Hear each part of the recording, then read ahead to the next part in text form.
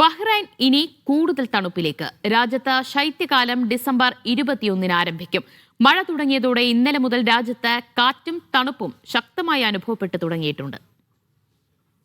ബഹ്റൈനിൽ ഈ വർഷത്തെ ശൈത്യകാലത്തിന് ഡിസംബർ 21 ഞായറാഴ്ചയോടെ തുടക്കമാകുമെന്ന് ജ്യോതിശാസ്ത്രജ്ഞർ അറിയിച്ചു.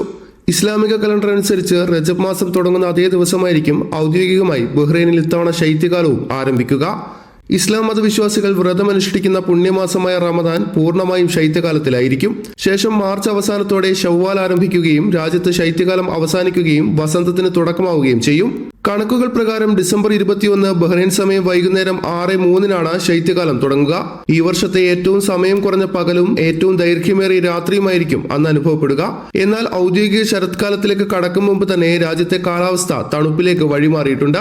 കഴിഞ്ഞ ഒരാഴ്ചയായി തുടരുന്ന മഴയുടെ കൂടി പശ്ചാത്തലത്തിലാണ് തണുപ്പ് പെട്ടെന്നെത്തിയത്. നേരത്തെ 3 മാസം നീണ്ടുനിന്ന കടുത്ത വേനൽ സെപ്റ്റംബർ 22 രാജ്യത്ത് അവസാനിച്ചത്. അതിനുശേഷം ശരത്കാലത്തിലേക്ക് കടന്നെങ്കിലും കാലാവസ്ഥയിൽ പ്രകടമായ മാറ്റം സംഭവിക്കുന്നത് ഈ മാസം അവസാനത്തോടെയാണ്. Media 1 Bahrain.